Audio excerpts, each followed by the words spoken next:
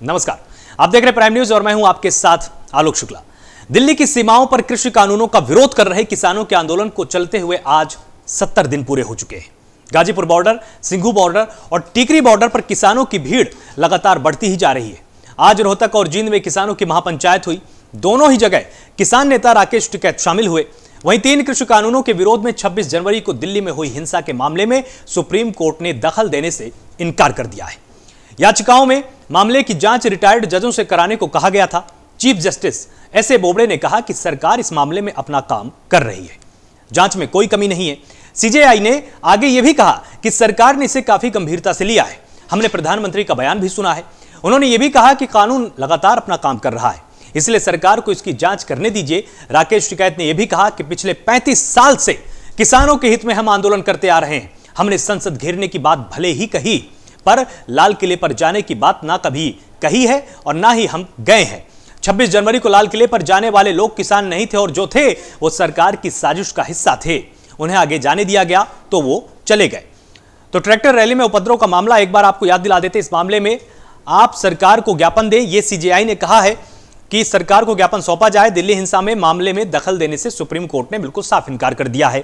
हमने प्रधानमंत्री नरेंद्र मोदी का भी बयान देखा है और यह सीजेआई ने स्पष्ट किया है कि वो इन बयानों से संतुष्ट है और सरकार इस मामले को गंभीरता से ले रही है। इसकी जानकारी चीफ जस्टिस ने दी है और यह भी कहा है कि कानून अपना काम करेगा, हम दखल नहीं देना चाहते। उन्होंने कहा कि जो प्रक्रिया है उसका पालन हो रहा है। प्रधानमंत्री के बयान को ध्यान से सुना गया है और ये निष्कर्ष निकाला है सुप्रीम कोर्ट ने कि अभी इसमें दखल देने की जरूरत नहीं है, क्योंकि प्रशासन लगातार इसमें काम कर रहा है। तो दिल्ली हिंसा मामले में दखल से सुप्रीम कोर्ट ने इनकार किया है और इसमें एक बड़ा मैसेज दिया है कि जो न्यायिक प्रक्रिया है, जो भी तंत्र बना हुआ है, उस तंत्र के हिसाब से काम ठीक तरीके से हो रहा है। और उसी में ध्यान रखते हुए यहां पर सुप्रीम कोर्ट की इस पूरे की पूरी टिप्पणी का एक बड़ा व्यापक असर भी होगा कि जो लगातार सरकारी एजेंसियों पर तमाम प्रश्न उठ रहे थे, उन प्रश्नों पर भी विराम लगाने की यहां पर कोशिश सुप्रीम कोर्ट ने की है। सुप्रीम कोर्ट की इस टिप्पणी के बाद यह साफ हुआ है कि सरकार सही दिशा में कदम उठा रही है। लगातार जांच प्रक्रिया चल रही है। जो भी दोषी हैं उनके विरुद्ध अभियोग पंजीकृत हुए हैं और उनकी निशानदेही की जा रही है। साथ ही जो अज्ञात हैं उनकी निशानदेही करके उनको जल्दी गिरफ्तार किया जाएगा। जो अभियुक्त हैं उन पर निर्धारित कानूनों के अनुसार इनाम घोषित किया गया है। दीप सिद्धू को भी बहुत तेजी के साथ ढूंढा जा रहा है। हालांकि दीप सिद्धू लगातार सोशल मीडिया के जरिए यह दावा करते रहे हैं कि मैं आसपास ही मौजूद हूं। सिंघू बॉर्डर से कुछ ही घंटों की दूरी उन्होंने बताई और इसके बाद से सरकार और ज्यादा हरकत में आ गई है। उसके साथ ही जो अन्य तमाम नेता थे उनके विरुद्ध भी अभियोग पंजीकृत हुआ है और 50-50 हजार का इनाम भी घोषित किया गया है ताकि जल्द से जल्द इनको गिरफ्तार किया जाए। तो इन्हीं तमाम तथ्यों को देखते हुए सीजेआई ने यह साफ टिप्पणी की है कि कानून अपना काम करेगा, हम अभी दखल नहीं देंगे और इस प्रक्रिया को हम बाधित नहीं करेंगे, क्योंकि जो सिस्टम है उस सिस्टम के हिसाब से काम हो रहा है। और पुलिस की जो भूमिका है, पुलिस जांच करेगी, जांच करने के हिसाब से वो दबिश भी देगी, कॉम्बिंग करेगी, ये काम पुलिस का है और पुलिस इसमें अपना काम कर रही है। साथ ही प्रधानमंत्री मोदी के वक्तव्य की भी उन्होंने बात की। उन्होंने कहा कि हमने बयान देखा है और सरकार अपना काम कर रही है, उसको काम करने दीजिए और थोड़ा इंतजार करना चाहिए, क्योंकि अगर इसमें दखल हो जाएगा, क्योंकि इसमें यह मांग की गई थी कि जो रिटायर्ड जज हैं उनकी एक कमेटी बनाई जाए और उसमें वो कमेटी इसकी जांच करे और एक निश्चित समय के अंदर वो अपनी रिपोर्ट दाखिल करे। इसी पर सुप्रीम कोर्ट ने कहा कि जो पुलिस है, प्रशासन है, वो अपना काम कर रहा है, सही दिशा में जांच कर रहा है और जल्द से जल्द तथ्यों को सामने लाया जाएगा और इसीलिए दिल्ली हिंसा मामले में सुप्रीम कोर्ट ने दखल देने से इनकार किया। अब इसी के बाद सियासत और भी तेज हो चुकी है, क्योंकि विपक्ष लगातार यह मांग कर रहा था कि सरकार इस मामले पर तमाम जगह पर्दा डालने की कोशिश कर रही है। ये याचिकाएं दायर की गई थी ताकि सुप्रीम कोर्ट इसमें दखल दे, क्योंकि उनको भरोसा नहीं था कि जो सरकारी एजेंसियां जांच कर रही हैं वो भरोसेमंद नहीं है, वो सरकार के इशारे पर काम कर रही है। लेकिन इन पर विराम लगाने की कोशिश यहां पर सुप्रीम कोर्ट ने की है। सुप्रीम कोर्ट ने साफ किया है कि जो भी सिस्टम है, जो भी जांच एजेंसियां हैं, वो सही तरीके से काम कर रही हैं और उनके काम करने के तरीके में अभी दखल देना हाल फिलहाल ठीक नहीं है। सही दिशा में जांच चल रही है और उसी हिसाब से जांच होनी चाहिए और सरकार इस मामले को गंभीरता से ले रही है, क्योंकि जिस तरह से तमाम जगह दबिश दी जा रही है, एफआईआर की गई है और अभियोग पंजीकृत करके लोगों की निशानदेही लगातार हो रही है, लोगों को समन भी भेजा जा रहा है और लोगों से उनका पक्ष भी जानने की कोशिश लगातार प्रशासन कर रहा है और उनसे ये समझने की कोशिश की जा रही है कि आखिर वो कौन लोग थे जिन्होंने दिल्ली हिंसा मामले में केंद्रीय भूमिका निभाई। इसके तार कहां तक जुड़े हुए हैं, इसमें भी एनआईए लगातार काम कर रही है और दिल्ली पुलिस भी इसमें गंभीरता के साथ सक्रिय कदम उठा रही है और इन्हीं सबको ध्यान में रखते हुए अभी हाल फिलहाल कोर्ट ने दखल देने से इनकार किया है। तो ट्रैक्टर रैली में उपद्रव का यह मामला था जिसमें तमाम याचिकाएं दायर की गई थी। रिटायर्ड जजों की कमेटी बनाने की बात कही गई थी। ये मांग की गई थी कि इसमें अगर सुप्रीम कोर्ट दखल देगा तो बहुत ही निष्पक्ष तरीके से जांच होगी, लेकिन सुप्रीम कोर्ट ने अपनी टिप्पणी करके ये साफ कर दिया है कि जो भी जांच हो रही है वो सही दिशा में हो रही है और अभी उसमें हस्तक्षेप की जरूरत नहीं है। और यह भी साफ कर दिया कि सरकार इस मामले को गंभीरता से ले रही है और यह भी कहा है कि कानून अपना काम करेगा, हम दखल नहीं देना चाहते हैं। तो ये बड़ी टिप्पणियां यहां पर सुप्रीम कोर्ट ने की हैं और इसके बाद सुप्रीम कोर्ट ने यह भी कहा है कि आप सरकार को ज्ञापन दे सकते हैं, सरकार के सामने आप अपनी समस्याओं को रख सकते हैं, जो भी आपकी शिकायतें आप जिस तरह से जांच चाहते हैं इसकी जानकारी सरकार को भी उपलब्ध कराया जा सकता है, क्योंकि जांच एजेंसियां सरकार के ही निर्देशानुसार काम करेंगी। इसमें हस्तक्षेप की अभी हाल फिलहाल जरूरत नहीं है।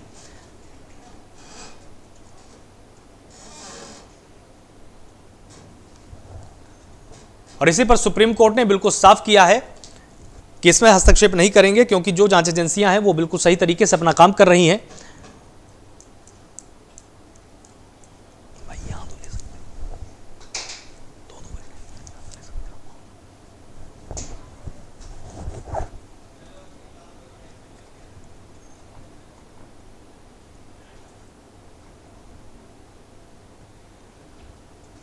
तो ट्रैक्टर रैली में उपद्रव के बाद जब तमाम याचिकाएं दायर की गई थी उसके बाद सुप्रीम कोर्ट ने बिल्कुल साफ कर दिया, जो याचिकाएं थी उनको खारिज कर दिया गया है। सुप्रीम कोर्ट ने किसी भी तरह से हस्तक्षेप से इनकार कर दिया है और यह बिल्कुल साफ किया है कि जिस तरह से प्रशासन अपना काम कर रहा है उसी तरीके से काम होना चाहिए। और इसी पर बहस करने के लिए हमारे साथ तमाम मेहमान जुड़े हुए हैं। एक बार आपको उनसे रूबरू करा देते हैं। हमारे साथ शबनम पांडे होंगी, प्रवक्ता बीजेपी, बहुत बहुत स्वागत होगा आपका। चंद्रमोहन शर्मा, नेता कांग्रेस होंगे। कपिल श्रीवास्तव सपा से हमारे साथ जुड़ेंगे और देवेंद्र सिंह, किसान नेता, हमारे साथ जुड़े हुए हैं। स्टूडियो पर मेरे साथ मौजूद हैं। आपका बहुत बहुत स्वागत है प्राइम न्यूज पर। और शिव कुमार त्रिपाठी, अधिवक्ता सुप्रीम कोर्ट, हमारे साथ जुड़े हुए हैं। सबसे पहले शिव कुमार त्रिपाठी जी आपके ही पास आएंगे। जिस तरह से सुप्रीम कोर्ट ने इन याचिकाओं को खारिज किया है और ये बड़ा संकेत दिया है कि जो एक प्रशासनिक सिस्टम बना हुआ है उसी हिसाब से जांच होनी चाहिए, क्योंकि सुप्रीम कोर्ट के दखल देने से बात नहीं होगी। जांच वही एजेंसियां करेंगी, तो क्यों ना उनको अभी ठीक तरीके से काम करने दिया जाए। इसका क्या प्रभाव पड़ेगा? ऐसा आपने देखा है कि सुप्रीम कोर्ट की दखल बहुत ही कम की जाती है ताकि न्याय मिलने में उनको कोई प्रॉब्लम ना हो। पहले सुप्रीम कोर्ट ये देखती है अगर सरकारें अपना काम सही कर रही हैं, जांच एजेंसियां सही काम कर रही हैं, तो उनको करने का मौका दिया जाए। अगर सारे प्रकरण में तुरंत सुप्रीम कोर्ट ही डिसीजन देने लगेगा तो जो है सरकार का कोई दायित्व नहीं रह जाएगा कि सरकार क्या करे। तो सरकार ने ये कहा है कि हम जो है निष्पक्ष जांच करेंगे। उसकी निष्पक्षता पे आगे सुप्रीम कोर्ट जांच कर सकती है जब ये सारे प्रकरण सामने आ जाएं, जांच के बाद सारी रिपोर्टें आ जाएं। अगर उसमें कुछ लगता है कि कुछ गड़बड़ हो रही है और लोग फिर सरकार के से अगर उनके निर्णय से क्षुब्ध होते हैं तो वो सुप्रीम कोर्ट जा सकते हैं। इसको देखते हुए सुप्रीम कोर्ट ने कहा कि चूंकि प्रधानमंत्री जी ने भी कहा है कि जो भी कानून अपना काम करेगा, तो कानून तो अपना काम करेगा ही करेगा, उसको तो कोई रोक भी नहीं सकता। चूंकि जो एक प्रोसीजर ला है उसको तो फॉलो करना पड़ेगा और हर बात में सुप्रीम कोर्ट की दखलंदाजी रहेगी तो कानून अपना काम कैसे कर पाएगा? जो सरकारों का अपना काम है वो नहीं हो पाएगा।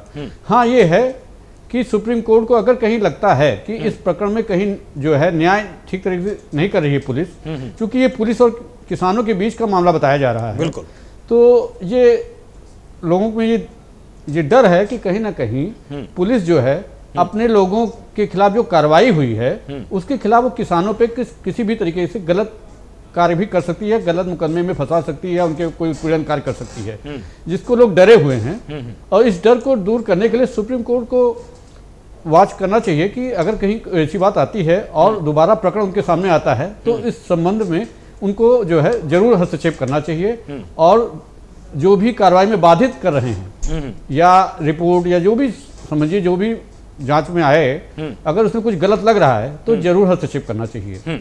शबनम जी हमारे साथ जुड़े हुए हैं। शबनम जी, आपको क्या लगता है कि जो सरकारी एजेंसियां हैं वो निष्पक्ष तरीके से काम करेंगी और जो किसान नेता हैं वो आपकी जांच से पूरी तरह से संतुष्ट होंगे? क्योंकि इसी जांच प्रक्रिया पर प्रश्न उठाते हुए वो लोग सुप्रीम कोर्ट गए थे, लेकिन अब सुप्रीम कोर्ट ने इन तमाम बहसों पर विराम लगाने की कोशिश की है। पहले तो आलोक जी मैं ये बताना चाहती हूँ कि जांच प्रक्रिया भी शुरू भी नहीं हुई। ये 26 जनवरी के बाद 27 जनवरी को इन्होंने ये याचिका दायर की थी, जबकि प्रधानमंत्री जी ने और भारत सरकार ने साफ तौर पे इस पे जांच करने की बात कही थी। जांच प्रक्रिया की शुरुआत ही हुई और इन्होंने इस याचिका को डाल दिया। तो कहीं ना कहीं इनके इंटेंशंस भी दिख रहे थे इसमें। हाई कोर्ट में भी इन्होंने डाला था पीआईएल को, तो उधर हाई कोर्ट ने कहा था कि ये पीआईएल नहीं है, ये पब्लिक इंटरेस्ट लिटिगेशन नहीं है, ये पब्लिक स्टेट लिटिगेशन है।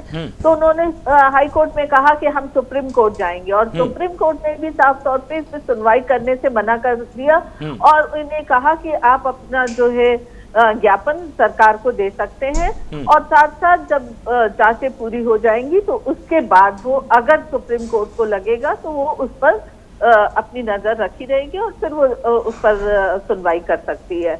लेकिन अभी उन्होंने साफ तौर पे मना कर दिया। सुप्रीम कोर्ट संतुष्ट है प्रधानमंत्री, माननीय प्रधानमंत्री जी के दिए हुए बयानों से और साथ साथ जांच एजेंसियों के जांच करने पे। जिस तरीके का तांडव किसान नेताओं के संरक्षण में हुआ, इससे इनकार कर देने भर से कुछ नहीं होता, क्योंकि बहुत से फुटेज आए होंगे जिन फुटेज के आधार पर आपने सुना होगा 7 से 8 आरोपियों के खिलाफ 50,000 का इनाम भी पुलिस प्रशासन ने वहां का रखा है और साथ साथ तमाम जो लोग इसमें फुटेज में आए हैं उनकी खोजबीन हो रही है और कार्रवाई पुलिस करेगी, निष्पक्ष ढंग से कार्रवाई करेगी। कहीं ना कहीं जब हम लोकतंत्र में होते हैं तो हमें अपनी एजेंसियों पे, अपनी संस्थानों पे, अपने सरकार पे विश्वास रखना होता है, क्योंकि हम ही इस सरकार को चुन कर लाते हैं। पर यहाँ पे अगर एक तरफा हर कार्रवाई सड़क पर हो जाए, हम कानून को भी रद्द सड़क पर कर दें, हम दंगा करके उसका न्याय भी सड़क पर कर दें, हम सारी चीजें खुद ही निर्णय ले लें, तो इस लोकतंत्र की व्यवस्था पे कहीं ना कहीं कुठाराघात भी है। ठीक है देवेंद्र जी, आप एक किसान नेता हैं, जिस तरह से सुप्रीम कोर्ट ने एक बड़ा फैसला दिया है, आप इस फैसले को कैसे देखते हैं? अब तो आपको थोड़ा सा यकीन आया होगा कि नहीं, सरकार सही तरीके से काम कर रही है। देखिए, सरकार सही तरीके से काम कर रही है, कैसे मान लिया जाए? रस्सी का सांप बनाना अच्छी तरह से पुलिस को आता है और आपके उसमें विकास दुबे एग्जाम्पल हैं कि न्यायिक तंत्र में विश्वास नहीं किया गया। अब विकास दुबे के सबको, आप पब्लिक डोमेन में है कि विकास दुबे को पुलिस ने गोली मार दिया, इसमें दो राय नहीं है।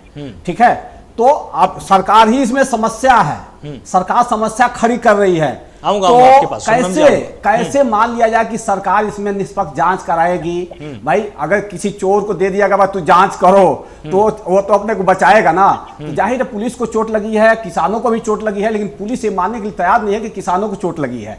तो पुलिस एक तरफा कार्रवाई करेगी, तो उससे जांच से तो मुझे नहीं लगता है कि न्याय होएगा। हाँ, अगर समिति बन जाती, संयुक्त संसदीय समिति बन जाती, चाहे कोर्ट की निगरानी में कुछ चीजें होती, तो आशा किया जा सकता था कि हाँ इसमें निष्पक्ष रूप से जांच होगी। अन्यथा इसमें जांच तो होना नहीं है, क्योंकि एक तरफा कार्रवाई होनी है, इसमें तो दिख रहा है। ठीक है, हमारे साथ ये कपिश जी हैं। कपिश जी, आप कुछ बीच में भी बोलना चाह रहे थे, बोलिए अपनी बात को।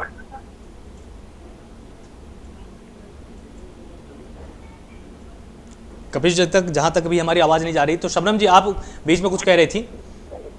एक तो सबसे पहली बात कि जिस तरीके से इन्होंने सरकार के लिए उदाहरण दिया कि चोर को जांच करने दे दिया जाए, ये दुर्भाग्यपूर्ण बात है। ये अगर पूर्ण बहुमत की सरकार बनी है तो ये जनता का जनादेश है, आप इसका अनादर नहीं कर सकते। हाँ, बस सुनिए शबनम पांडे जी, सुन लीजिए, जनता का अनादर नहीं होता, लेकिन जनता का अनादर इस समय बीजेपी कर रही है। बोले पीएम साहब एक फोन पे दूरी पे कटेला तार बिछवा दिए, चीन का बॉर्डर बना दिए, कल एक फोन नंबर दिए प्रधानमंत्री साहब टिकट को, क्या नहीं दिए ना? लेकिन कटेला टार जरूर लगवा दिए, चीन का बॉर्डर, एक तोप बस बाकी है, तोप लगाना आप लोगों का।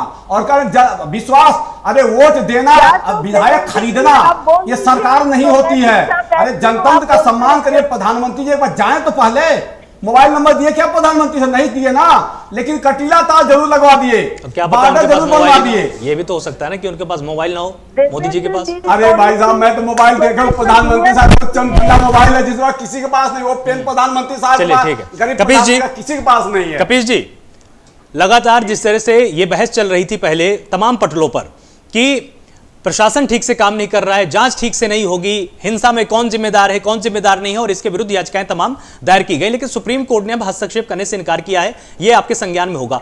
इस पूरे फैसले को आप कैसे देखते हैं? क्या इससे न्यायिक प्रक्रिया कहीं बाधित होगी या निर्बाध रूप से जांच की जा सकेगी? पहली चीज तो ये मैं आपको कह दूं कि माननीय सर्वोच्च न्यायालय ने ये नहीं कहा है कि ये जांच प्रक्रिया सही दिशा में है। उन्होंने ये जरूर कहा कि हमें समय दिया जाना चाहिए उन्हें कि ये पता चल सके कि सही दिशा में जा रही है या नहीं जा रही है। बाद में आप सुप्रीम कोर्ट भी इसी मामले को लेकर के जा सकते हैं। उन्होंने ये नहीं कहा है, उन्होंने अभी वर्तमान समय की बात कही, क्योंकि जैसा कि शबनम जी को मैंने अभी सुना कि 26 की घटना पे 27 में कोई लोग चले गए थे, तो एक दिन भी नहीं हुआ था। और दूसरी चीज ये मैं जानना चाहता हूँ कि अगर शबनम जी बता सके, क्योंकि ये सरकार है, कि ये याचिका किसने डाली है। मैं ये जानना चाहता हूँ कि ये याचिका किसने डाली। जी शबनम जी, अगर आपको पता हो तो बताएं ये याचिका किसने डाली।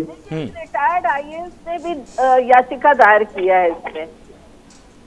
ठीक, मैं सिर्फ इतना कहना चाहता हूँ, अब देवेंद्र जी सुन लीजिएगा, मैं सिर्फ इसलिए आपसे ये बात पूछा क्योंकि जो लोग अभियुक्त इसमें बनाए गए हैं उनके विधिक अधिकार उसके अंतर्गत आते हैं कि वो अगर अवहेलना हो रही है तो वो जा सकते हैं माननीय न्यायालय में।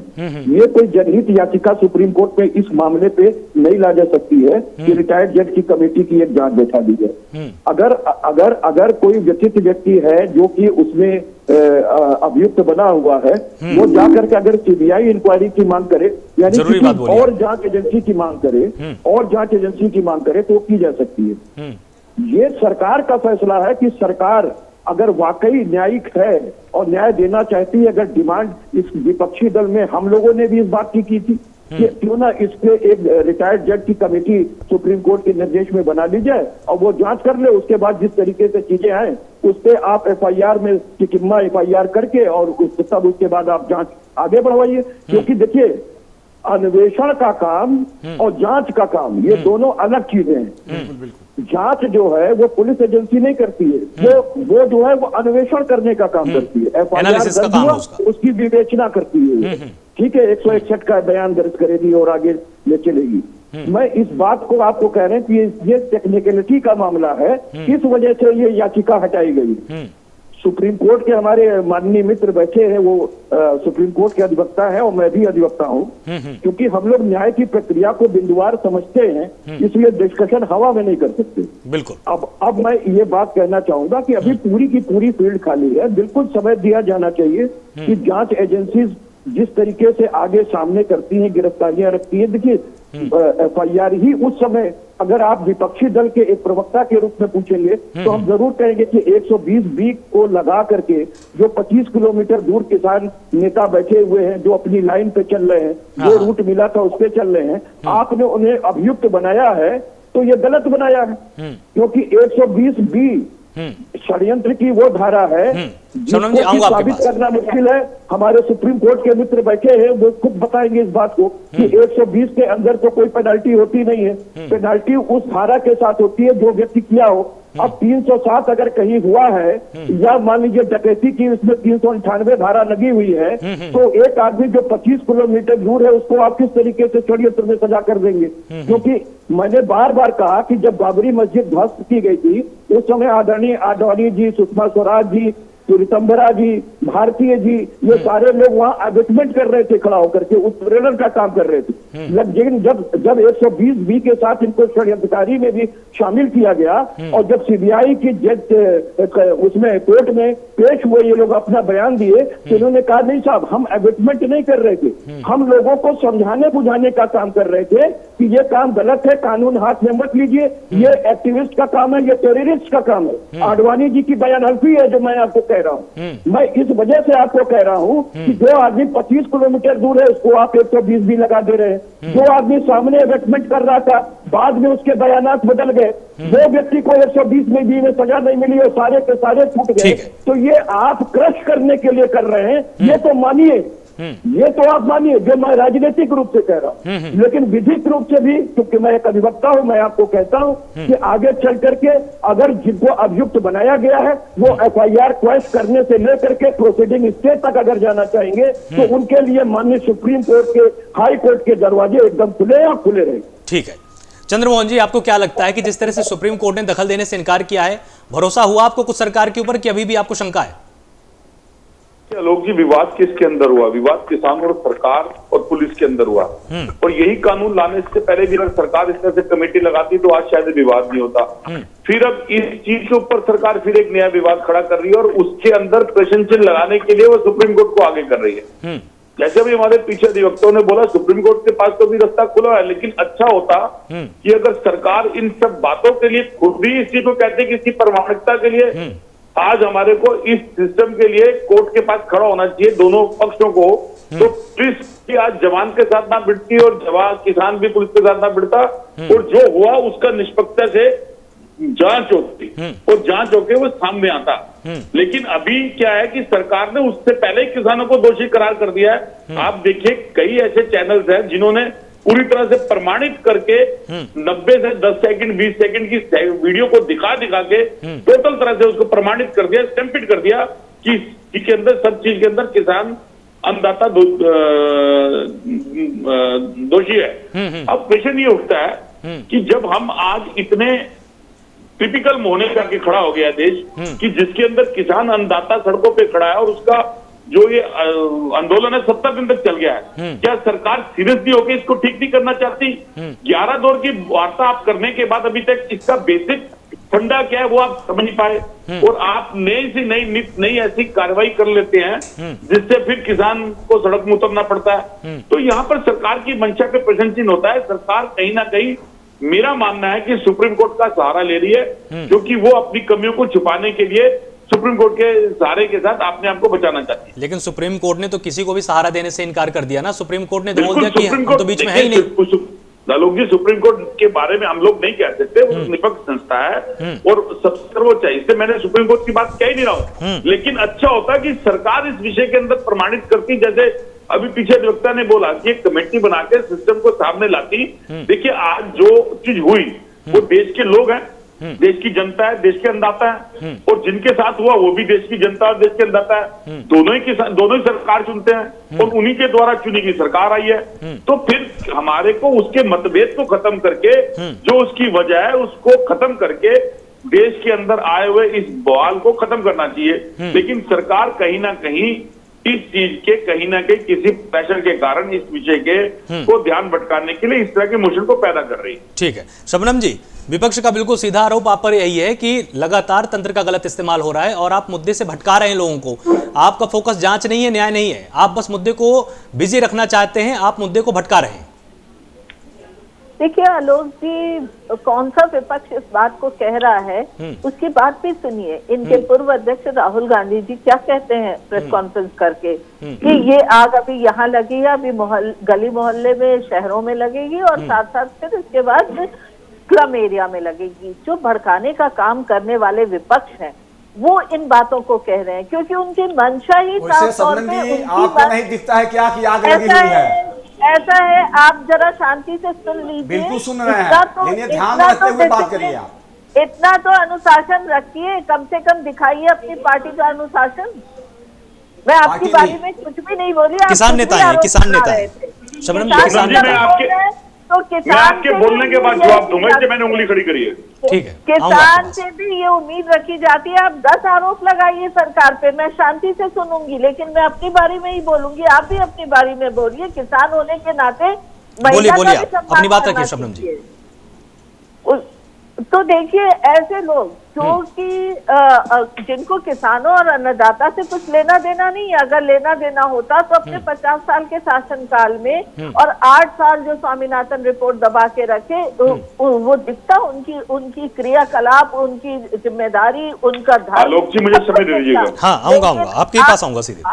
आज जिस तरीके से बयानबाजी कर रहे हैं और सबसे आश्चर्य की बात, जिस लोकतंत्र में सुप्रीम कोर्ट का सभी लोग सम्मान करते हैं, इनके कांग्रेस के प्रवक्ता कर रहे हैं सुप्रीम कोर्ट को सामने रखकर सरकार शर्म आनी चाहिए ऐसी बयान देने पे। हम सब सुप्रीम कोर्ट का सम्मान करते हैं। सुप्रीम कोर्ट ने जब कहा कि हम इस पर नहीं कहेंगे, अब ये आप पुलिस प्रशासन से करिए रैली निकालने के लिए, ट्रैक्टर रैली, तब तो सरकार चुप बैठी थी। सुप्रीम कोर्ट को अगर सामने रखने की सरकार के तरीका होता तो उस वक्त कहती कि बैन लगा दीजिए ट्रैक्टर रैली पे।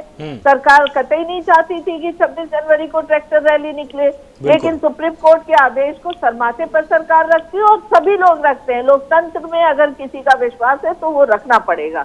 अगर आज सुप्रीम कोर्ट ने ये आदेश दिया है और सुनने से मना किया है तो इसका भी सम्मान होना चाहिए, और पहले से ही कह देना कि ये गलत हो रहा है, इसका मतलब कहीं ना कहीं किसी ने चोरी की और चोरी पकड़े। ठीक है, जवाब ले लेते हैं एक बार। ठीक है चंद्रमोहन जी। देखिए और देखिए ये भी बता दूं 120B कॉन्स्पिरेसी में अगर किसी के खिलाफ कुछ पुलिस प्रशासन को मिलता तो चार्जशीट में वो उसको 120B के अंदर रख सकती है। इस पर हम प्रश्न नहीं उठा सकते हैं। ठीक है चंद्रमोहन जी। देखिए आलोक जी, जो लोग पिछले 70 साल में विपक्ष में रहे हो और विपक्ष में रहते हुए देश की सही बातों को गलत करार करते रहे हो, और आज अगर वो सत्ता में आ जाए और अपनी गलत बात को ये कहे कि विपक्ष उनको सही ठहरा दे, तो ये कांग्रेस पार्टी है, ये तो हो नहीं सकता। ये भाजपा नहीं है जो गलत बात को सही ठहराने के लिए ताली और थाली लेके या गले में टमाटर में प्याज डाल के खड़ी हो जाए। जो महंगाई का मुजाहरा तो करे लेकिन महंगाई हो तो उस पर बात ना करे। हम विषय पे आ जाते हैं। देखिए अब विषय आते हैं, आपने राहुल गांधी जी की बात करी, तो राहुल गांधी जी देश के विपक्ष के नेता है, एक जिम्मेवार नेता है। तो उन्होंने आपको सचेत किया कई टाइम। उन्होंने सचेत आपको कोरोना के लिए भी किया, उन्होंने सचेत आपको चाइना के मैटर में भी किया, अर्थव्यवस्था के बारे में भी किया, नोटबंदी के टाइम पे किया, और आप भी आपको सचेत कर रहे हैं कि आप देश के अन्नदाता किसान के साथ खिलवाड़ कर रहे हैं, खेल रहे हैं। ये आंदोलन जन आंदोलन बनता जा रहा है, देश को नुकसान हो रहा है, इससे देश की अर्थव्यवस्था खराब हो रही है, देश के बच्चे का भविष्य खराब हो रहा है, उसकी एजुकेशन खराब हो रही है। आप जिस एरिया के अंदर इंटरनेट बंद करते हैं उससे सिर्फ किसान बाधित नहीं होता, इस देश का स्टूडेंट, इस देश का एम्प्लॉय, इस देश का हर आदमी एम्प्लॉय होता है। लेकिन आपकी मंशा किसान के सहारे से करोनी कैपिटल को बेनिफिट देने की है, इसलिए आप नाम विपक्ष राहुल गांधी का लगाते हैं। और रही बात, मेरी बहन बोल रही थी सुप्रीम कोर्ट का, तो सुप्रीम कोर्ट के लिए मैं कुछ कहूं वो बनता नहीं, क्योंकि सुप्रीम कोर्ट सर्वमान्य है। लेकिन सरकार को मैं छोड़ दूं ये हो नहीं सकता, क्योंकि मैं विपक्ष हूं और जनता की आवाज हूं। विपक्ष होने के नाते मैं सरकार की हर गलती, हर बात का ऊपर हकदार हूं आपको सचेत करने के लिए, क्योंकि आप निंद्रा से जागिए और देश के अंदर पैदा हुए इस आंदोलन की बात को समझकर इन कानूनों को निरस्त करके दोबारा से कानून बनाइए जो देश के हित के लिए है, जो अन्नदाता के हित के लिए, जो सरकार के हित के लिए है। आपको पट्टी मत बांधिए कि जो सही था, आपके पुराने नेता इन बातों को कहते थे, शायद आप भूल गए मेरी बहन। अरुण जेटली जी को ले लिए, सुषमा स्वराज जी को ले लिए, यशवंत सिन्हा जी को, कौन किस नेता का मैं आपका नाम लूं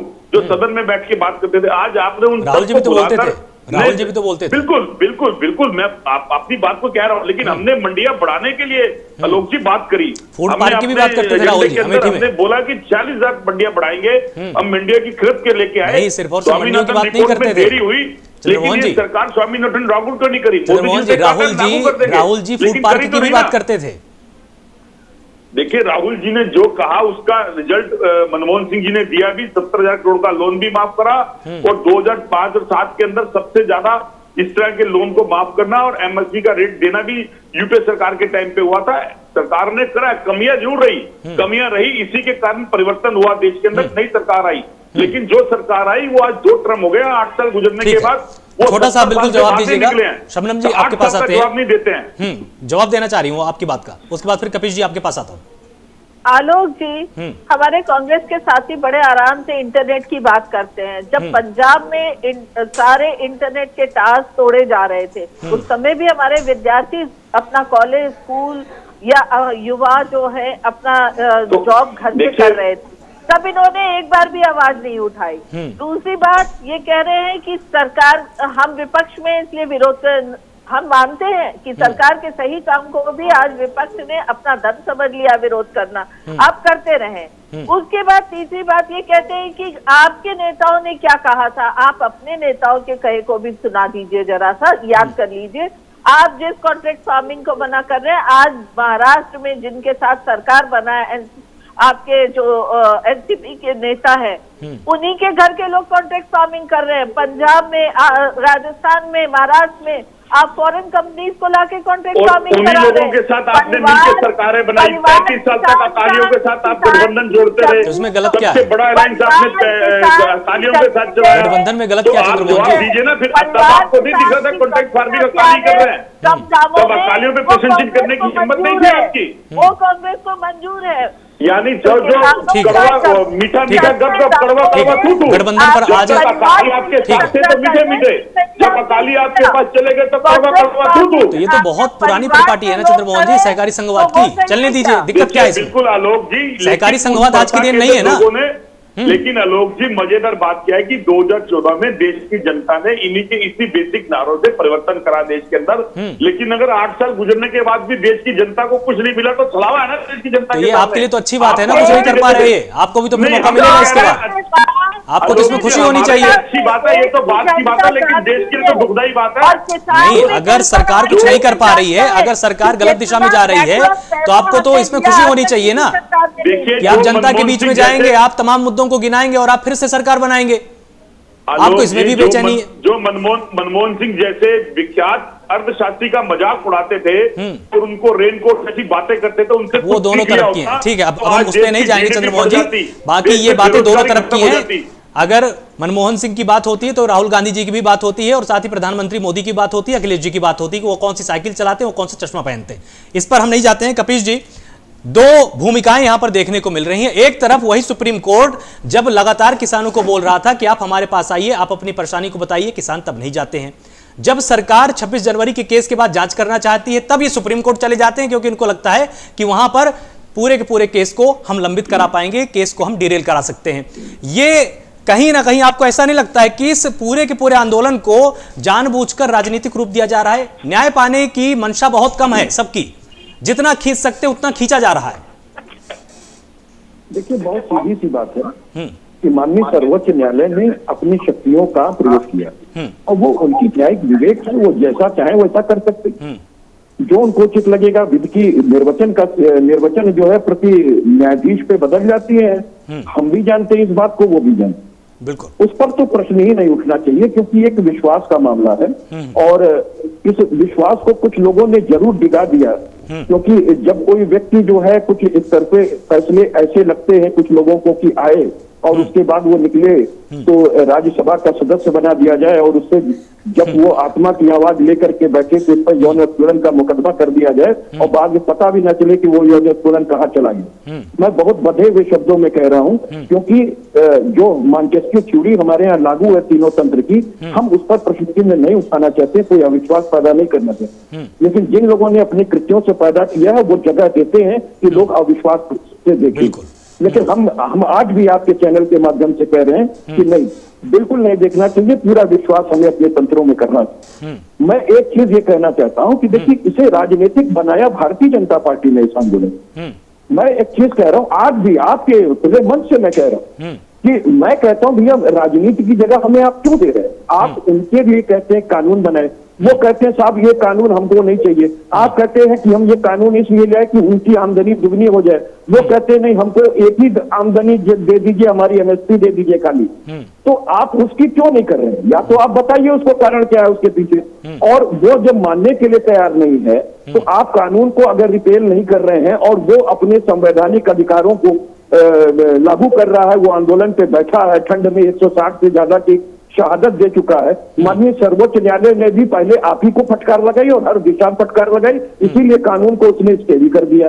और दूसरी बात जो कमेटी बनाने की थी, क्योंकि माननीय सर्वोच्च न्यायालय ने यह कहा कि हम किसानों की कमेटी हम ये कमेटी का निर्माण इसलिए कर रहे हैं कि सुप्रीम कोर्ट कोई विशेषज्ञ नहीं है कि किसानों की समस्या के बारे में जाने, और ना ही सरकार है, इसलिए उन्होंने कमेटी बनाई। लेकिन उनके पास कमेटी के लिए जो नाम प्रस्तुत किए गए, वो छटे हुए नाम जो प्रस्तुत किए गए वो सरकार के द्वारा प्रेषित किए गए, वो सारे वो नाम थे जिनके स्पष्ट वक्तव्य आ चुके थे कि किसान वो इन कानूनों के पक्ष में थे और किसानों के विरुद्ध थे। तो इसलिए कानूनों ने उसके अगर ये गैर विधिक होता तो सर्वोच्च न्यायालय अब तक किसानों को लताड़ लगा चुकी थी और अगर उन 10वें आंदोलन का हक नहीं होता तो 26 जनवरी के आंदोलन को वो रोक दी होती जहां आपने गुहार लगाई थी। मैं आपको एक चीज बता रहा हूं कि हमें राजनीति नहीं करनी है, किसी भी दल को, विपक्षी को राजनीति नहीं करनी है, हमें किसानों का वोट नहीं चाहिए। मैं आपके चैनल पे ऐलान कर रहा हूं कि हमें नहीं चाहिए, लेकिन आप जो कानून जो वो कह रहे हैं वो कर लीजिए। अगर वो को आप मना ले रहे हैं इसको लागू करने पे, हमें कोई एतराज नहीं है। अगर वो नहीं मान रहे तो आप उसी बात पे मान जाइए, आप अपने कानून को वापस कर लीजिए, एक कमेटी बना लीजिए, एक समिति बना लीजिए, किसान उसमें बैठेगा, बताएगा कि हमको हमारे लिए कौन से कानून चाहिए। तो बहुत सीधी सी बात है, हम भी अपने बच्चों के कपड़ों के लिए अगर जाते हैं तो हर जगह हम अपनी चीजें नहीं कहते हैं कि नहीं तुमको यही पैंट पहनना, यही कमीज पहनना। उनका जो मन होता है उनके हिसाब से खरीदा जाता है, क्योंकि उनको लगता है अच्छा। तो वो परिधि में आप रखिए इस चीज को, किसानों को, और उसको आप राजनीति की नजर से मत देखिए। एक चीज और कहेंगे कि हमारी बहन 120 पे कह रही थी, मैंने आपको इसलिए कहा क्योंकि हम लोग रोज मुतवातिर प्रैक्टिस करते हैं, उस धारा के अंदर अपनी कोई शक्ति नहीं होती है, इसीलिए लाल कृष्ण आडवाणी जी वहां शामिल होने के बाद भी पेनलाइज नहीं हुए।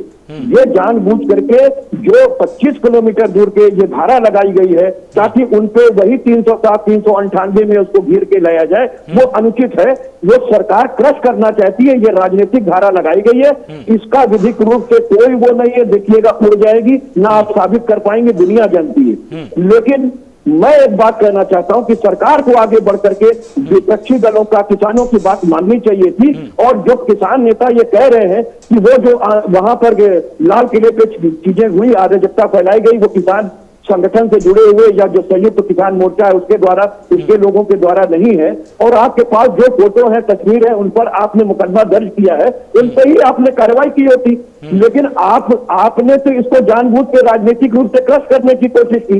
इसीलिए 26 तारीख का आपने आवरण भी लेने का काम किया, बिजली काट दिया, इंटरनेट बंद कर दिया, शौचालय हटा दिया। तो इसलिए आपके ऊपर भरोसा नहीं बनता बहन, और कोई दूसरी बात। ठीक है, जवाब दे दीजिए शबनम जी, इसके बाद देवेंद्र जी मैं आपके पास आऊंगा। पहले तो मैं कपीसी को ये कहना चाहती हूँ, कपड़े और कानून में अंतर है। हम कानून को बाजार और दुकान में नहीं बना सकते, सड़क पर नहीं बना सकते। उसके लिए दोनों सदनों से ही पास होना होगा कानून को, और कानून को रद्द करने की बात जिद लेके आने से ज्यादा बेहतर है कि जब लोकतंत्र में हर समस्या का हल अगर संवाद से हो पाता है, तो इस समस्या का हल क्यों नहीं करना चाहते हैं। ना वो सुप्रीम कोर्ट जाना चाहते हैं किसान संगठन, ना सरकार के साथ बातचीत करके हल, वो जिद करे हुए कानून को खत्म करो। तो देखिए, संसद में बनने वाली कहीं ना कहीं लोकतंत्र का सम्मान करना, लोकतंत्र की मर्यादा रखना जिस तरीके से सरकार के लिए जरूरी है, उसी तरीके से हम सभी नागरिकों के लिए भी जरूरी है।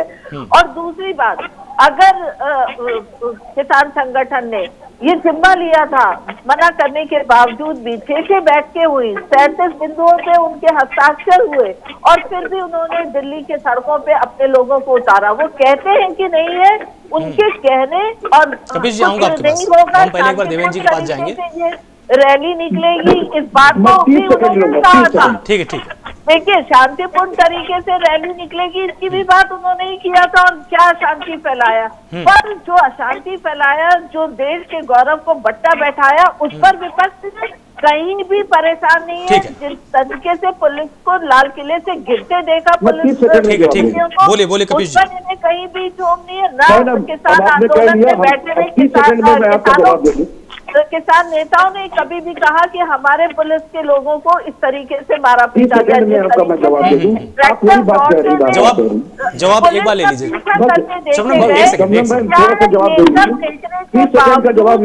जी, छोटा जवाब एक बार सुन लीजिए।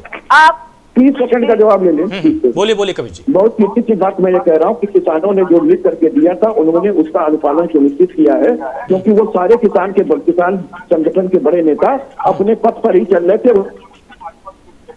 दूसरी बात आपको कहना चाहेंगे कि यहाँ तो जब बाबरी मस्जिद ध्वस्त हुई थी, उस समय एक सरकार ने लिख करके गारंटी दी थी केंद्र को, लेकिन वो सरकार अपनी गारंटी लागू नहीं कर पाई। उस समय जो आडवाणी साहब लेकर के चले थे, जो कि बता रहे थे कि हमने उकसाने नहीं बल्कि हमने दबाने का काम किया था, उन लोगों ने मस्जिद को ध्वस्त कराया। देखिए, जब अराजक भीड़ होती है, जब भीड़ अराजक होती है और प्रशासनिक तंत्र फेल होता है, तो प्रशासन को सबसे पहले अपनी जिम्मेदारी लेनी चाहिए। और किसान संगठनों की कौन सी बात है, इसमें कोई लिखित ऐसा कानून नहीं है जिसमें गारंटी के बाद ही आप किसी को आंदोलन का अधिकार दे। अगर किसी कानून के अंदर लिखा होगा समाजवादी पार्टी कानून की बात आपकी ठीक है, लेकिन आपको कपिश जी क्या लगता है कपिश जी, क्या बाबरी मस्जिद केस की और जो 26 जनवरी को हुआ उन दोनों की कंपेयर की जा सकती है क्या समानांतर तरीके से? एक तरफ तो उसमें उन्माद था ना, लेकिन यहां पर तो पहले से ही ये दावा किया गया था कि हम अहिंसात्मक तरीके से अपने आंदोलन को निकालेंगे और इससे ट्रैक्टर परेड थी। वहां पर बाबरी विध्वंस और इसकी कंपेयर कैसे हो सकती है? कंपेयर इसलिए हो सकती है, कंपेयर इसलिए हो सकती है कि जब किसान संगठन का कोई भी बड़ा नेता उसमें शामिल नहीं था, उसमें दीप सिद्धू शामिल था, उसमें सत्येंद्र सिंह उनका पन्नू शामिल थे, और ये सारे लोग किसान संगठन के लोग थे। ये दूसरी तरफ अपना डाल करके बैठे थे। ये भारतीय जनता पार्टी के प्रचार के प्रभारी रहे हैं, ये सनी देओल के प्रभारी रहे हैं, ये अमित शाह जी के साथ जो है मीटिंग करते हुए इनकी फोटो है, प्रधानमंत्री के साथ इनकी फोटो करते फोटो है। जब किसान वहां पे था ही नहीं, किसान इसी बात को तो कह रहा है कि भारतीय जनता पार्टी ने अपने आदमी से यह अराजकता करवाई है और जानबूझ करके सारा प्रशासन हटा लिया गया ताकि लाल किले के ऊपर इस तरीके की गतिविधियां हो जिसके आड़ में इस तरह का आंदोलन पेश हो। क्या ये गलत है? अगर इसी के लिए तो न्यायिक जांच की मांग की जा रही थी कि अगर हम विपक्षी दल यही मांग कर रहे थे कि अगर रिटायर्ड जज की कमेटी एक गठित हो जाती, वो इस पर दूध का दूध और पानी का पानी कर देता, सारे लोग मांग ले लेते हैं। ठीक है देवेंद्र जी, आपको क्या लगता है कि सरकार जिस तरह से जांच करना चाहती है, आप उस जांच प्रक्रिया से संतुष्ट हैं? क्योंकि देखिए सुप्रीम कोर्ट ने भी इनकार कर दिया है, जांच एजेंसियां ही इसमें जांच करेंगी। अब आंदोलन की दिशा क्या रहने वाली है, या 26 जनवरी की आंच में पूरे का पूरा आंदोलन इसी तरह से झुलसता रहेगा? दो चीज़ें मैं कहना चाहूँगा। पहले बीजेपी के प्रवक्ता समनम पांडे जी आदरणीय हैं, उनको मैं बता दूं कि समनम जी आपको पता होना चाहिए, जब बॉर्डर पे पुलिस बैरिकेटिंग लगाई थी तो 32 संगठन बैरिकेटिंग के पीछे थे, और बैरिकेटिंग के आगे आकर के दीप सिंधु ने अपना टेंट लगाया था। वही दीप सिंधु है जो इसमें मेन इसमें है जो झंडा फहराने की बात आ रही है। अब सोचिए कि ट्रैक्टर दीप सिंधु चलाता है, फिर बाइक से आगे जा करके झंडा फहरा देता है, फिर भाग जाता है कुछ किलोमीटर, जैसे आप बता रहे थे कि कुछ किलोमीटर गाड़ी वो बता रहा है, लोकेशन बता, कोई कार्रवाई नहीं होती है। लेकिन जब इतना दबाव पड़ता है, सोशल साइट सलूट है, सोशल साइट को इतना दबाव पड़ता है, तब जाकर के दीप सिंधु के ऊपर एफआईआर होती है। तो जाहिर ये लगता है कि हाँ बीजेपी का प्रोपेगेंडा है। जाहिर है कि बैरिकेटिंग के आगे दीप सिंधु टेंट गाड़ रहा है। सेवन आप शबनम आप बताइए क्या सेवन रेस कोर्स में कभी गई हैं? प्रधानमंत्री साहब फोटो खिंचवाई हैं? नहीं खिंचवाई, मैं गारंटी दे रहा हूं नहीं खिंचवाई होंगी। सेवन रेस कोर्स में आसान नहीं है मंत्रियों तक जाने के लिए। साजिश करने नहीं गया था ना तब? मैं बता रहा हूं, वो उसमें पंजाबी एक्टर भी है ना, बता रहा हूं शाहरुख खान की भी इस तरह तो फोटो, वही तो कह रहा हूं। तो सारी चीजें हैं कि ये बीजेपी का प्रोपेगेंडा था। और क्योंकि बीजेपी नहीं चाहती थी आंदोलन हो, बीजेपी तो सुप्रीम कोर्ट को भी नहीं मान रही है। सुप्रीम कोर्ट कह रहा कि आंदोलन करिए, ये पता चला कि दिल्ली में लोगों को आने नहीं दे रहे, इतना मोटे मोटे चाइना का बॉर्डर बनवा रहे हैं, नहीं मान रहे हैं ना। अरे गन्ना का किसानों को पेमेंट भी नहीं हो, क्या सुप्रीम कोर्ट बीजेपी मान रही है? उसको छोड़िए। दूसरी बात आपने जो क्वेश्चन किया है, देखिए अगर सही सलामत और सही से इन्होंने सरकार ने जांच नहीं किया तो जाहिर है सुप्रीम कोर्ट हमारे सिरधार है, सुप्रीम कोर्ट तो जाएगा ही जाएगा। लेकिन जैसे सुप्रीम कोर्ट ने तोता सीबीआई तक को बोला है, सीबीआई सोचिए देश की एक नंबर की एजेंसी को कोर्ट ने तोता बोला है, वैसे ये जो सरकार है, सरकार किसान आंदोलन को तन मन धन से कुचलना चाहती है। वेद शास्त्रों का साम दाम दंड भेद, देश वाले वैसे नहीं बढ़ाने के लिए कर रहे थे, लास्ट में इनका भेद आप आते हैं, टिकट को अलग बात करते हैं, उनको अलग बात कहते हैं, किसी को कहते हैं कि लोकसभा का टिकट ले लेना, इससे खत्म करना चाहिए। याद रखिएगा अगर जांच सही नहीं हुआ तो अभी तक टिकरी बॉर्डर, गाजीपुर बॉर्डर, दिल्ली घेरा गया है। कोई भी नेता, याद रखिएगा मैं यही बता रहा हूं, नोट करके रख लिया स्टैंप पेपर पे, कोई भी विधायक मंत्री नेता किसी पार्टी को होगा, छूटे में घर में अपने कैद हो गए, यही किसान लोकल किसान घेरेंगे और उनको जवाब देना पड़ेगा। तो अगर जांच सही नहीं हुआ, रस्सी का सांप बना तो छोड़े नहीं जाएंगे, फिर से वही किसान वही जांच करे, वही धरना बैठेगा, वही चीजें सही करेगा, सुप्रीम कोर्ट से जांच करेगा। अगर किसान नेताओं का बिल्कुल भी हाथ नहीं है तो राकेश टिकैत ये फिर बार बार जाकर मंचों से क्यों बोल रहे हैं कि मैं आंदोलन के बाद जेल में रहूंगा? क्यों जाएंगे फिर जेल में? क्योंकि सरकार क्यों बोल रहे हैं फिर? सरकार बहुत धूर्त सरकार है, ये नक्सली सरकार है। सरकारों का गड्ढा खुदवाना नहीं, जैसे नक्सलियों के लिए कहा, नक्सलियों ने तार बिछा दिया, रोड काट दिया, बम फोड़ दिए, ये आप उससे तुलना करिए। ये सरकार अरे नक्सली बम फेंकते अरे थे, तो सुरंग सरकार बनाते ने थे। कहाँ फोड़ दिया बम? सरकार, मैं बता रहा हूं, आंसू का गैस छोड़ रहा है। तो अब बॉर्डर पे सिर्फ तोप लगाना बीजेपी के सरकार के लिए रह गई है कि तोप लगवा दो, उड़वा दो। देश विदेश में इनके खिलाफ चल रहा क्या जा रहा है? अरे प्रधानमंत्री जी कुछ तो करिए, फोन ठीक नंबर है। आप कह रहे थे तो कुछ तो करो प्रधानमंत्री जी। देश में छवि आपकी खराब हो रही है, हाँ। बहुत दुर्दशा हो रहा है। शिव कुमार जी, कुछ तो करिए आप। शिव कुमार जी, आपने लगातार कानून की पढ़ाई की है, आप अधिवक्ता भी हैं।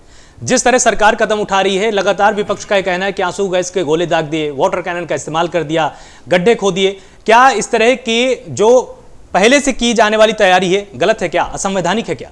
देखिए, पहले तो सरकार को ये चाहिए कि जो है जो आंदोलनकारी हैं उनके पास अपने मंत्रियों को भेजना चाहिए। जैसे आपने देखा होगा कि पिछली बार की यूपीए की सरकार ने जब चाहे रामदेव जी बैठे हों चाहे अन्ना हजारे बैठे हों, उन्हें ग्रुप ऑफ मिनिस्टर्स को उनके पास भेजा, उनकी अपनी भावनाओं को कद्र किया। और सरकार ये चीज को क्यों नहीं कर पा रही है? बात ये है, आप सारी कील जो भी लगवा रहे हो तो अलग की बात है, हालांकि ये ऐसा होना नहीं चाहिए। देश के प्रति जो है लोगों में गलत संदेश जा रहा है कि सरकार जो है बिल्कुल तानाशाही होती जा रही है। इनको ये चाहिए था कि पहले अपने मिनिस्टर्स को उनके पास भेजते, जो भी सब देखिए मिलने मिलाने से ही सारी चीजें होती हैं, कहीं बुला लेने से नहीं होता कि आपने विज्ञान में बुला लिया तो आपने एक अपना राजशाही कर दिया, ऐसा नहीं है। हमें जो है आप जो है जनतंत्र में जनता ही महत्वपूर्ण है, और किसान तो 64-65 करोड़ है इस देश में, इनका मेन रोल है, सबसे ज्यादा इनका अहम रोल है। राजनाथ सिंह जी ने कहा है। तो जो हमारा ये मानना है कि सरकार को चाहिए किसान नेताओं के पास खुद जाती, बुलाती नहीं, खुद जाती, अपने नेताओं को भेजती, सही बात और जो कुछ अपने लोगों को उनको भेजती और उनके विचारों को सुनती। देखिए, कानून बनाया है और पूछा भी नहीं, तो ये तो जायज है कि भाई हर कोई आपत्ति तो करेगा। अगर मेरे खिलाफ भी कोई कानून बनेगा तो मैं, और बताया नहीं जाएगा तो मैं भी आपत्ति करूंगा। तो इस चीज को देखते हुए एक चीज और यहाँ पर जी आपसे मैं यहाँ पर जानना चाहूंगा, 120B की बात बार बार हो रही है। मेधा पाटेकर भी बोल रही हैं कि 120B का इस्तेमाल किया जा रहा है और वो गलत इस्तेमाल हो रहा है, कि हमने राज्य के विरुद्ध षड्यंत्र कर दिया।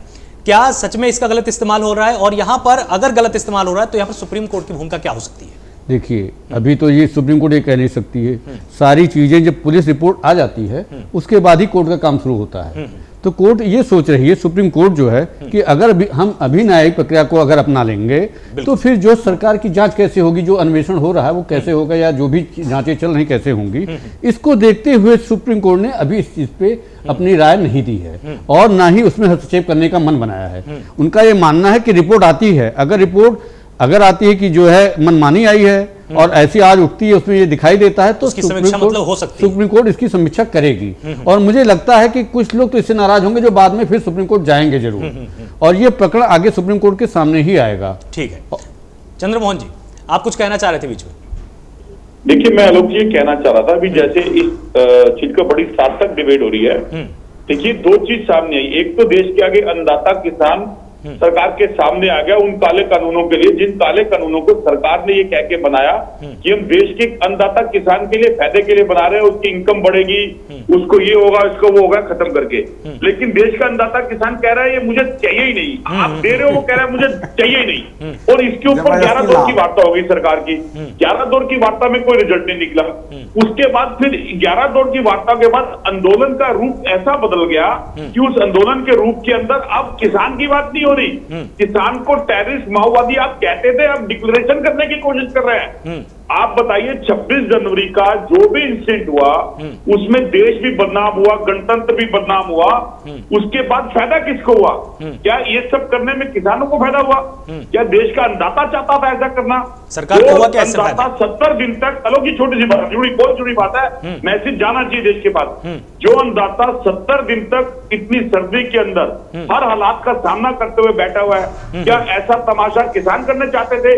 ये बहुत बड़ा प्रश्न चिन्ह है और ये बार बार पूछा जाएगा और इतिहास इसका जवाब मांगेगा इस सरकार से, क्योंकि सरकार की मंशा थी इस आंदोलन को खराब करने की और उसके बाद उसने वैसा किया। इस आंदोलन को उठाने की कोशिश भी करी। ये तो भला हो उन हालातों का जिन हालातों को देश के एक किसान के आंसुओं को देश की जनता और किसान समझ गए कि आज आंदोलन जिंदा हो गया। नहीं तो किसान ने 70 दिन के इस आंदोलन को दबा के खत्म कर देना था तेरे के ऊपर। चंद्रमोहन जी सुनिए तो पूरी बात बोलिए ना, फिर खुलकर बोलिए ना। आप एक तरफ बोल रहे हैं किसानों को इससे कोई फायदा नहीं हुआ, तो फायदा फिर किसको हुआ? खुलकर बोलिए।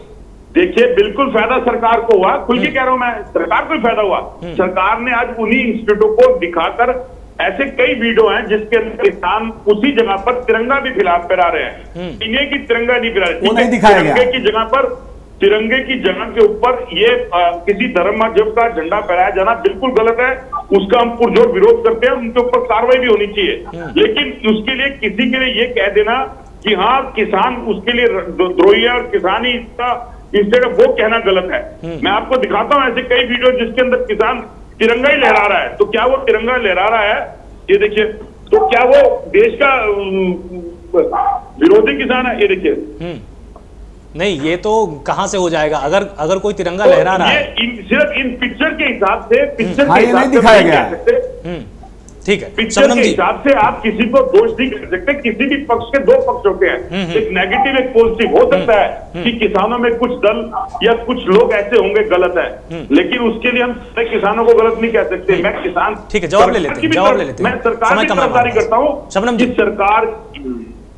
देखिए, मैं अपने कांग्रेस के साथी को ये कहना चाहती हूँ कि किसने ये कहा कि सारे किसान, जो लोग फुटेज में जिनका भी दंगा करते हुए आया, इस बात को सरकार के सारी मीडिया भी बता रही है कि फुटेज के आधार पर इन्वेस्टिगेशन हो रहा है और फुटेज के आधार पे जो भी दंगा करते हुए मिलेंगे उन पर कार्रवाई होगी और उन्हीं को पुलिस खोज रही है। तो इस बात से, और हम स्टूडियो में बैठ के जांच एजेंसी बन जाए और कहने लगे सब काम सरकार ने तो जिद नहीं, ये आप गलत स्टूडियो में कैसे जांच एजेंसी नहीं बन जाएगी, गलत बोल रहे हैं आप। हमने भी कहा आप सरकार में बैठ के जांच एजेंसी का काम कर रहे हैं। नहीं शबनम जी, आप गलत बोल रहे हैं। बात तो लीजिए, हमने भी कहा जांच एजेंसी ना, आप जांच एजेंसी, आपका वक्तव्य गलत है, इससे विरोध करना पड़ रहा है।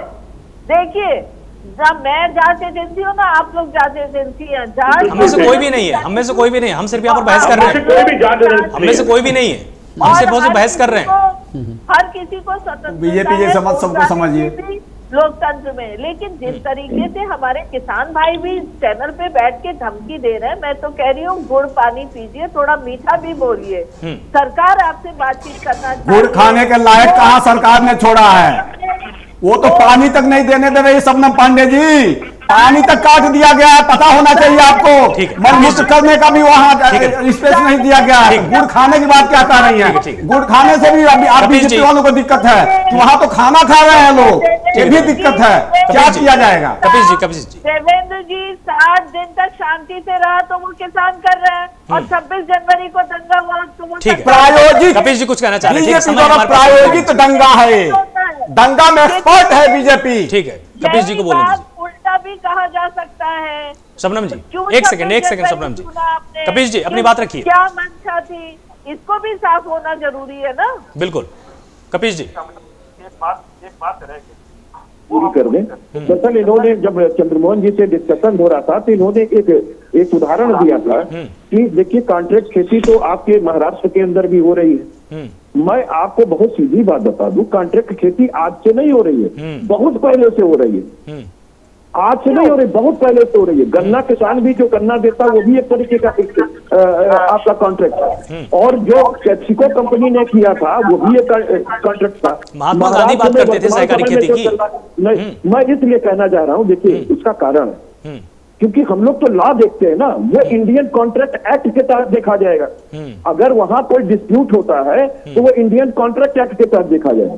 लेकिन जब आप ये 3 कानून बना रहे हैं जिसके अंदर कॉन्ट्रैक्ट खेती को लेकर के स्पेसिफिक आ रहे हैं, और सेक्शन 3 हमको लगता है हमारी बहन आपने पढ़ा नहीं है। ये कोई भी संसद में सही का बात नहीं रख रही है। भाई सुन लीजिए, आप ही की बात कह रहा हूँ कि अगर उस सेक्शन की 3 को आप देख लें तो आप बता देंगे, खुद पढ़ के देख लीजिएगा कि आप उसी किसान को उसी के खेत का मजदूर बना रही हैं और बाद में वो किसान अपना खेत बेच करके उन्हीं के हाथ ले जाए। ठीक है कपिल, आलोक जी से एक बार पूछिए कि कांग्रेस और सपा क्या जैसे आम आदमी पार्टी ने सदन में उठाया है और चीजें किया है, ऐसे लोग उठाए किसानों का मुद्दा। आप सभी मेहमानों का बहुत बहुत शुक्रिया हमारे साथ जुड़ने के लिए। आप सभी ने बेबाकी से और शांतिपूर्वक धैर्यपूर्वक एक दूसरे की बातों को आज सुना, अपने तथ्यों को आपने रखा है। लेकिन जैसा कि आज हमने साफ तौर पर लिखा था कि इस राह में कांटे बहुत हैं। अभी तक स्पष्ट नहीं है कि इसमें सरकार की स्पष्ट भूमिका क्या है, सुप्रीम कोर्ट कहां तक इसमें संज्ञान लेगा, और किसान सरकार की मंशा को समझना भी चाहते हैं या अभी भी उनकी जिद है कि या तो बिल वापस होंगे या आंदोलन यूं ही चलता रहेगा। यह आने वाला कल ही बता सकता है। फिलहाल प्राइम न्यूज में सिर्फ इतना ही। आप आगे लगातार प्राइम न्यूज के साथ जुड़े रहिए। नमस्कार।